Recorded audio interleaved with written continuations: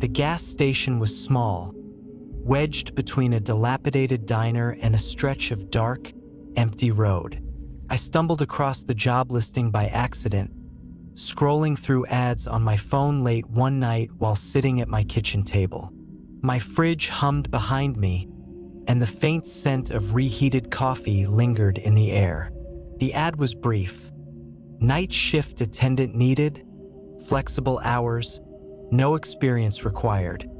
It wasn't much, but I was looking for something low pressure, something simple to fill my time while I figured out what came next. I called the number the next morning. The man who answered had a voice that sounded distant, like he was speaking through static. "Come by this afternoon," he said, giving me the address. That was it. No pleasantries. No questions about my availability or experience. The interaction left me uneasy, but I chalked it up to the nature of the job. It was a night shift at a gas station, not a corporate position. When I arrived, the first thing I noticed was how isolated the station felt. It was set back from the main road, surrounded by thick trees that cast long shadows over the parking lot. The sun was beginning to set, and the fading light made the place seem even lonelier. The inside was small but clean, with fluorescent lights that buzzed faintly overhead. Shelves of snacks lined the walls, and a glass counter held a cash register that looked older than I was. A man in his late 50s stood behind the counter, wearing a blue uniform shirt with a faded name tag that read, Howard. He had a kind face, but his eyes looked tired. I wore dark jeans and a gray hoodie, and I suddenly felt underdressed as I noticed his pressed shirt and neatly combed hair. He glanced up as I walked in, his expression unreadable. "You must be here for the job," he said, extending a hand. His grip was firm but brief. The interview was short, almost too short. Howard asked if I had reliable transportation and whether I could handle the hours. When I said yes, he nodded and told me I could start that night if I wanted. There was no talk of references, no mention of a background check. "We've had some turnover," he said vaguely, his eyes darting toward the windows. "It's not a hard job, but you'll need to follow a few rules." He handed me a piece of paper with a list. I scanned it quickly, frowning at the odd instructions. Rule 1. If a tile in the staff section shifts slightly, sprinkle table salt along the edges and place something heavy over it, like a chair. Do not investigate further during your shift. Rule 2. If a man with no face asks for gas, fill his tank without speaking to him or looking into his car. Do not give him change. Rule 3. A man with no shoes may come in. He will ask if you've seen a little girl. Tell him, "She isn't here." Do not answer any follow-up questions. If he lingers, pretend to mop the floor until he leaves. Rule 4. If you see writing appear on the station walls, memorize it before it vanishes. You will need to repeat it verbatim if asked by a voice later in the shift. Forgetting even one word will have consequences. I couldn't help but laugh nervously. "Are you serious?" I asked, but Howard's expression didn't change. "You'll see," he said simply, handing me the keys. "Stick to the rules and you'll be fine." He showed me around briefly, the stockroom, the staff area, the restroom. The staff area was just a small room with a table, a chair, and a coffee machine. The tiles on the floor were white with black grout, perfectly ordinary, though I couldn't stop glancing at them after reading that first rule. Howard left shortly after, muttering something about needing to get home before dark. I settled behind the counter, trying to ignore the uneasy feeling in my chest. The first couple of hours were boring. A few customers came in, a trucker buying coffee, a teenage couple grabbing snacks. They seemed normal and I began to relax. The air outside had grown colder, and I zipped up my hoodie as I stepped outside to stretch my legs. The trees rustled faintly in the wind, and the sound of crickets filled the air. It was around midnight when the first incident happened. I was in the staff section, pouring myself a cup of coffee, when I felt a subtle shift beneath my feet. Looking down, I saw that one of the tiles had moved slightly out of place. My heart started to race as I remembered the rule. I grabbed the salt shaker from the counter and sprinkled it along the edges, my hands trembling. Then I dragged the chair over the tile, the legs scraping loudly against the floor. For a moment, I just stood there, staring at the covered tile, half expecting something to happen. But the room was silent except for the hum of the coffee machine. Later, a man with no face came to the station. He wore a wide-brimmed hat pulled low over where his face should have been. My mouth went dry as he approached the pump, waving slightly to get my attention. I grabbed the keys and went outside, keeping my eyes on the ground as I filled his tank. The air felt heavy, like a storm was about to break. When he held out a bill for the gas, I shook my head and walked back inside without taking it. He didn't follow, but I watched through the glass as he got into his car and drove away. By the time the man with no shoes arrived, I was on edge. He looked haggard, his feet dirty and bare against the cold tile. "Have you seen a little girl?" he asked, his voice soft but insistent. "She isn't here," I replied quickly, avoiding his eyes. He lingered, his gaze sweeping the room as if expecting her to appear. I grabbed the mop and began swiping aimlessly at the floor. Eventually, he left without another word. Then came the writing on the wall. It appeared in thin, spidery letters near the back of the station, the words shimmering faintly before vanishing. I repeated them under my breath until I was certain I wouldn't forget. The phrase made no sense, something about shadows beneath the earth, but I didn't question it. Not long after, I heard a voice, low and echoing, asking me to recite the words. I did, and the voice went silent. Things escalated when I stepped on the loose tile again by accident. It shifted more than before, and without thinking, I bent down and pried it up. Beneath it was a deep, dark tunnel, the air around it cold and still. A faint voice drifted up from the darkness. A little girl, crying for help. "Please," she begged, her voice trembling. "They trapped me down here. The staff. They won't let me out." The voice was hauntingly human, but something about it didn't sit right with me. I asked her questions. How long she'd been there, who she was. But her answers were vague, her tone almost too desperate. She told me how to fix things, how to make it safe to get her out. "Just break the other rules," she said softly. "They're meant to keep you from helping me. You can trust me." But I didn't trust her. Something about the way she spoke felt wrong, as though she was trying too hard to convince me. I stared down into the darkness, my mind racing. I needed to make a decision. I stayed crouched over the hole, gripping the edge of the tile with one hand, my flashlight in the other, trying to see how far the tunnel went. It was impossibly dark, the kind of black that swallowed light. The little girl's voice echoed up again, soft and broken, as if she'd been crying for hours. "Please don't leave me. They hurt me. They keep me down here so I can't go home." Her words hit something deep inside me. What if she was telling the truth? What if the rules weren't meant to protect me, but to keep her trapped? The thought clawed at me, but doubt lingered too. "Who are they?" I asked, my voice shaking as I shone the light into the hole. The beam didn't reach the bottom, only catching glimpses of jagged walls that seemed to pulse faintly, as if alive. "The staff," she whimpered. "They're not human, not really. They pretend to be, but they're monsters. They locked me here because I know too much." Her voice cracked, and it made my stomach churn.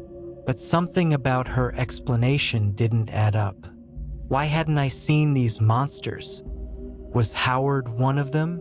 The room felt colder, the air heavier, as if the station itself was reacting to my discovery. My flashlight flickered, and for a moment, I thought I saw movement in the tunnel, a slight shifting in the shadows.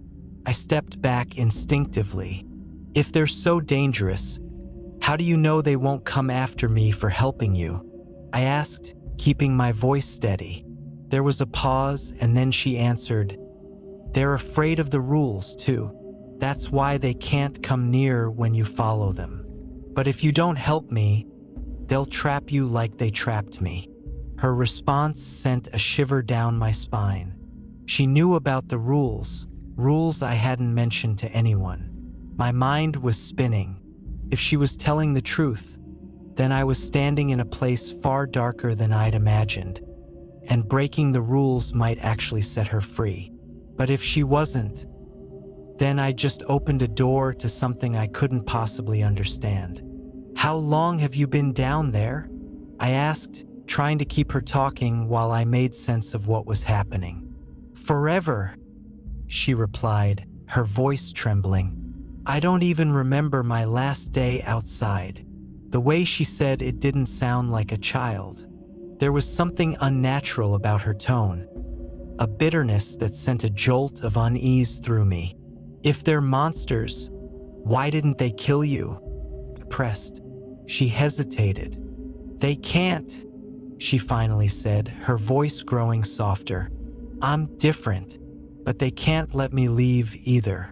Please, you're my only chance." Her words sounded so desperate, so genuine, that for a moment, I felt my resolve falter. What if she was just a scared little girl? What if I walked away, leaving her to suffer? The lights in the station flickered violently, and a loud creak echoed through the building, snapping me out of my thoughts. I spun around, half expecting to see someone standing behind me, but the room was empty. My reflection in the glass door looked pale and uncertain, the dim fluorescent lights casting eerie shadows across my face. The sound of footsteps on the tile floor startled me, but when I turned back, I realized they weren't coming from the room. They were coming from beneath me, slow, deliberate footsteps, as if someone or something was pacing just below the surface. The girl's voice grew more frantic. "They know you've opened it. They'll come for you now if you don't help me." Her tone had shifted, losing the helplessness it had before. Now it was commanding, almost threatening. "Close it," I said, panic creeping into my voice as I moved to slide the tile back into place. "No," she screamed, her voice echoing louder than it should have. Sounded less like a child now, deeper, angrier. "If you close it, they'll punish you. They'll take you instead." My hands were trembling as I tried to fit the tile back over the hole. It wouldn't sit properly. It felt as though something below was pushing against it. The footsteps grew louder, and I stumbled backward, nearly dropping the flashlight. "Why are you so scared of them if you're trapped?" I shouted, my voice cracking. "If they can't kill you, what are you afraid of?" Her response chilled me to my core. "It's not me they'll kill." The words lingered in the air, thick and suffocating. Suddenly, the staff room door slammed shut behind me, making me jump. I bolted toward it, yanking it open, but the hallway beyond looked different. The shelves seemed warped, the air tinged with the faint scent of sulfur. I froze, glancing back toward the hole. The girl was humming now, a low, eerie tune that sounded almost familiar but not quite. "Do you hear them?" she whispered. "They're coming." My flashlight flickered again, and this time I caught a glimpse of something in the hole. Two pale hands gripping the edges, long fingers curling unnaturally as if testing their strength. My breath hitched, and I stumbled back into the warped hallway, slamming the staff room door shut behind me.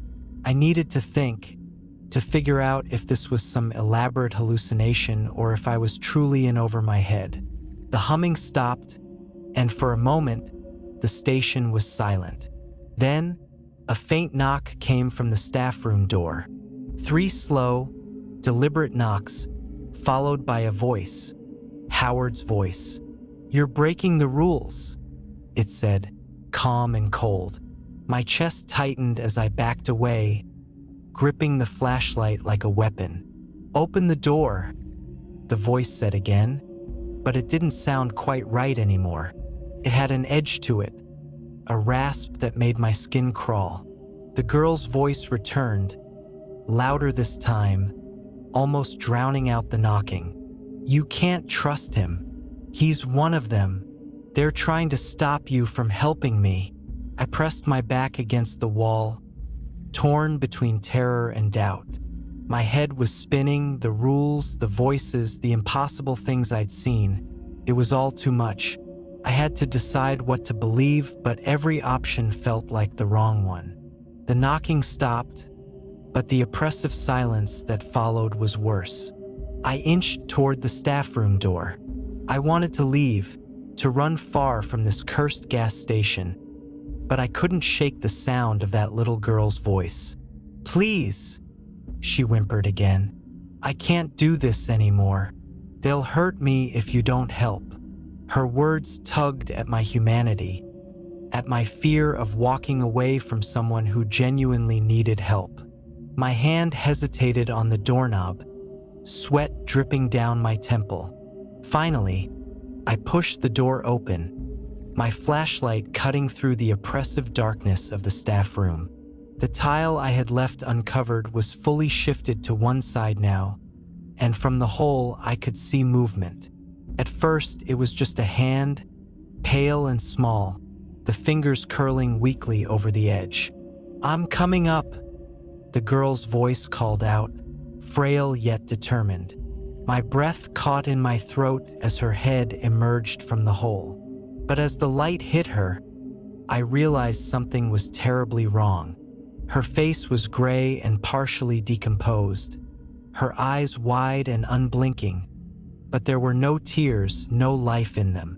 Her skin hung off her bones, mottled and decayed, as if she had been dead for weeks.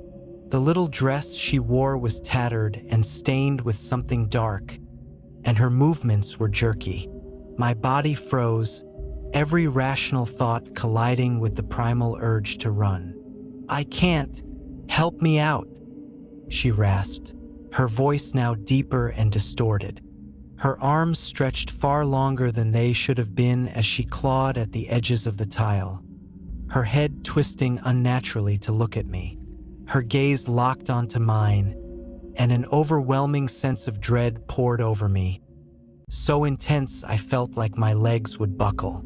"You promised," she hissed, her voice now filled with malice. "You can't leave me here." I stumbled backward, my flashlight shaking in my hand. She was pulling herself further out, her ribs visible beneath the shredded fabric of her dress. Her mouth twisted into an unnatural grin, revealing teeth far too sharp for a human. "Don't be scared," she crooned, her voice mocking. "I'm just a little girl." The words sent ice through my veins. Whatever was coming out of that hole wasn't human. It never was. My hand instinctively reached for the salt I had left on the counter earlier. Rule 1. The words burned in my memory. I fumbled with the container, spilling some in my panic, but I managed to grip it tightly.